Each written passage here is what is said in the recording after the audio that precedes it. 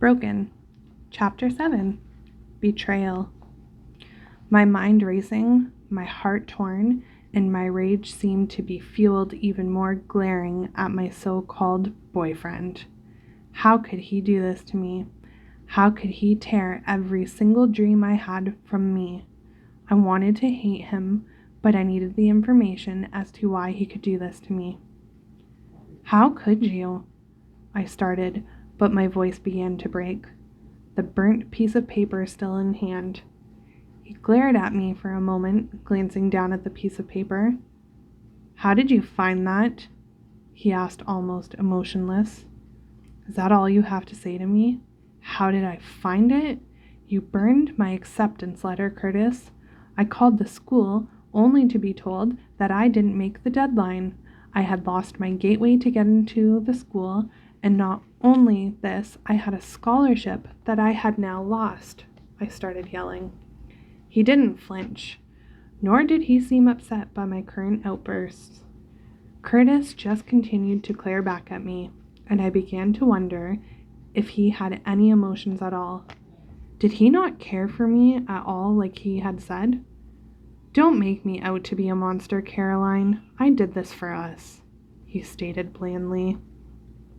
Us? How could ruining my life be for the benefit of us? What do you mean, us? He suddenly walked up to me, placing his hands on each side of my face. Don't you understand, Caroline? If you left for college, we would be separated and possibly break up. I couldn't bear the thought of us not being with one another, so I took the matter into my own hands.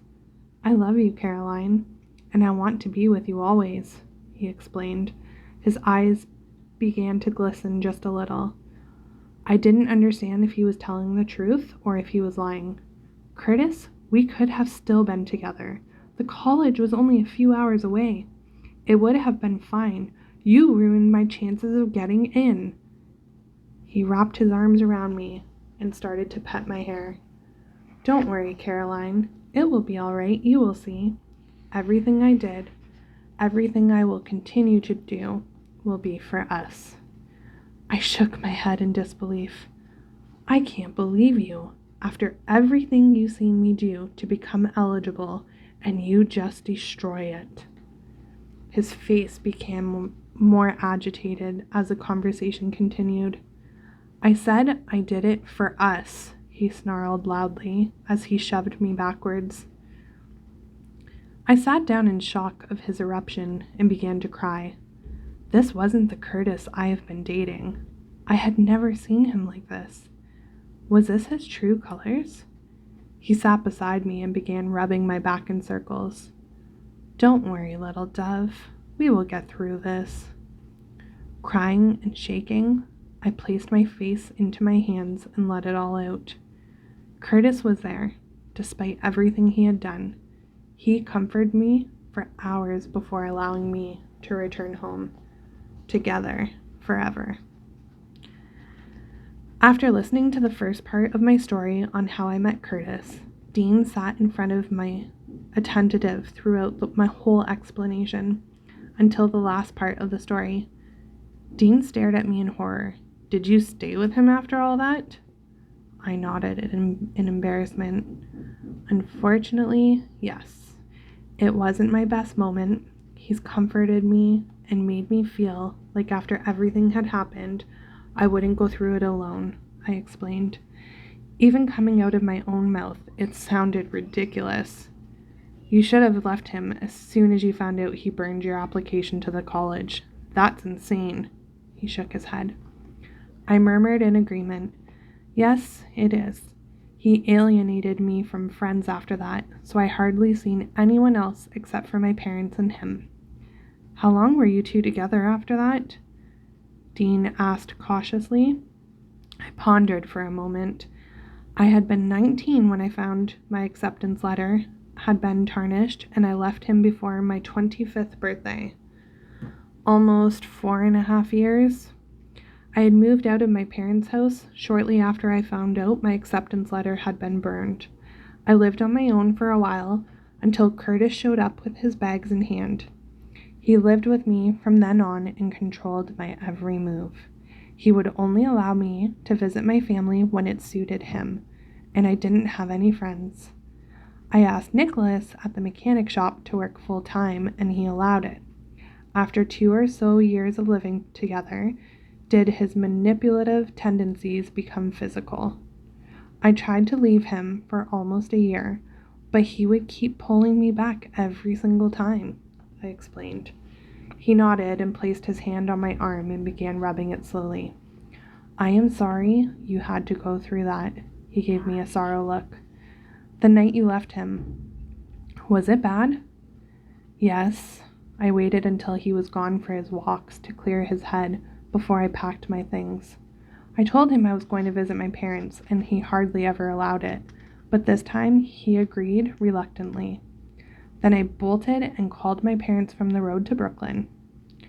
All this time explaining to Dean and only mentioning some of the things I had gone through brought back so many painful memories.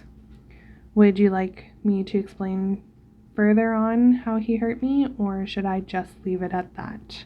I asked quietly. It's okay, Caroline. I think that's enough for today. I will hear all about it in court, but if you'd like to talk about it some more, we can get together again for a coffee or dinner, he asked. I smiled, blushing. Yeah, I would really like that. I paused for a moment. When you said, based on Curtis's past on record, did you mean you have a file on him? He took out Curtis's file and placed it on the table in front of me. This is his file. Everything from where he grew up to now is in here. Dean flipped open the file and began reading the information. Curtis Brooks, currently 27 years of age, lived with his aunt Selma Davis. She married a man named Frank Davis, but he died when Curtis was around 8. She never remarried, but kept his last name, and she currently resides in Telluride still. Curtis's mother, Maria Brooks, lived in Highland Park, the place where Curtis grew up, but it seems she was sick with a life-threatening illness. She needed high doses of medication daily, and from the hospital records, she was almost never home, hence why he moved in with his aunt around 17. Unfortunately, the illness did take her, and she died when Curtis was 22. When living in Highland Park, he had multiple suspensions from his middle school and high school, fist fights, and even an assault charge in Highland Park, resulting in a ding on his record, which was taken off by age 18. He was placed in anger management by the court and did almost 125 hours, but it seemed like all the coping mechanisms that he was told to do by the anger management counselor didn't stick. I paused, taking in all the information. He never mentioned to me that his mother died, and I was dating him at that point in time. What about his father? Dean murmured, his father, a few times while turning the pages. There isn't much to go on in terms of his father. All we know is his name is Charlie Brooks, and he left when Curtis was a few years old. Doesn't mention much about Charlie, and we currently do not know where he resides either. That makes sense then, I replied. Dean's brows raised in confusion. What makes sense? I pointed to the name Charlie Brooks. His father left when he was a few years old, meaning he had never had a father figure in the home. His mother was always sick, therefore she was never home to discipline him or give him enough attention. Ergo, a very messed up child, I finished. Dean crossed his arms in frustration. Please tell me you are not sticking up for this dumbass again. I understand the hold this type of person can have on a victim, but come on. I sighed. Yeah, I understand that it may seem like I'm sticking up for him, but I kind of understand why he is the way he is now. I paused and grabbed Dean's hand. That doesn't mean I care about him still, or I am okay with what he did to me. Of course, I am still scared of him. That doesn't change, that just because I know his history now. He nodded understandably. I hope not. Letting him back in is just another way for him to hurt you now. The goal is to put him away, not let him back in. After talking a while longer about the trial and the rest of Curtis's background, a barista walked over to tell us the coffee shop would now be closing. I looked at the time. 10 p.m. I gasped, thinking it hadn't been that long. Oh, wow, it's getting late. Dean was already packing up his laptop bag, along with the file and the USB. I will give this USB to my department for the trial, he assured me. The barista unlocked the doors for both of us and gave Dean a big smile as he walked past her to get out. I smirked at how obvious he was that she had been flirting, or maybe, as he said, he didn't really care. The darkness had consumed the city, but the stars were shining bright across the sky. I breathed in the fresh scent of the air before halting to look at Dean. He was staring at me, smiling. I will walk you to your car if that's all right with you. I smiled at the offer. He really was a gentleman. Since his features and looks did resemble Superman, it was hard to picture him in any other light than a superhero. I agreed and slipped my arm under his, and we walked for a few minutes slowly to my car. Thank you for helping today with the USB and for sitting with me. You could have just taken the USB and left. You didn't have to sit and listen to me whine about my ex-boyfriend. He stopped walking. I don't think of it that way. I see it as a strong woman is talking to me about something terrible that happened to her. I want to help you in every way that I can, and not just the trial. I had to listen to your story to get a better picture about Curtis and you. Caroline, you're not a problem to me. Please stop seeing yourself as one, he finished with a sigh. As much as he tried to tell me I wasn't a problem, it was all I could really see myself as. We reached my car and said our goodbyes before I got in the car. I realized, as I put my hand into my pocket for car keys, I had a receipt for Dean's parts. I jumped out of my car and ran towards where I had seen Dean last. He had already crossed the road and headed towards his car. Dean! I yelled as I crossed. He turned around to see me cross before he yelled at me, Caroline, look out! I was confused for a moment. Look out for what? All I was going to do was give him the news about his car parts. It was only when I heard the beeping of a car horn did I realize what was happening. Two strong arms grabbed me and pushed me out of the way of the racing vehicle, both of our bodies crashing together onto the pavement hard. The pain roared through me like a hurricane for a few moments until it was replaced with butterflies and uneasiness. Dean was on top of me, mere centimeters away from my face, trying to brace me from the fall. Our breathing was in sync and heavy as we glared at one another.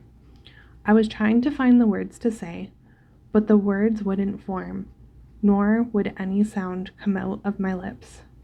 His breathing slowed. What were you thinking? Always look both ways before crossing the street. Everyone knows that. Although I could tell he was upset, I couldn't help but giggle at the fact he was playing disappointed parent. I'm sorry, I had to tell you something, I replied, trying to slow my breathing as well to speak clearer. He sighed and helped both of us to our feet. What was so important that you needed to almost kill yourself to tell me? He asked. I smiled as I pulled out the receipt from Chuck's Mechanics with an invoice along with a list of the parts that were ordered and handed it to him. He seemed initially stunned that I went through all the trouble to hand him a piece of paper. What's this? He answered, confused. I handed the folded up piece of paper to him. Open it.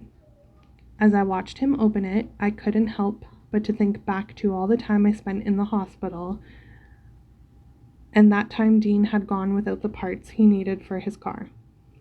He could have spent a lot of time fixing up his car for the auto show. As he opened it and realized what it was, "Is this my parts for my car?" He seemed genuinely stunned. I smirked. "You need them if you're going to bring to the car show." He chuckled. "I understand that you were excited, but you didn't need to get run over for it. You could have given this to me next time we saw each other." I shrugged. "Who knows when that would have been?" He shook his head, laughing. "Good night, Caroline." "Good night, Dean. Thanks for saving me yet again," I replied, giggling.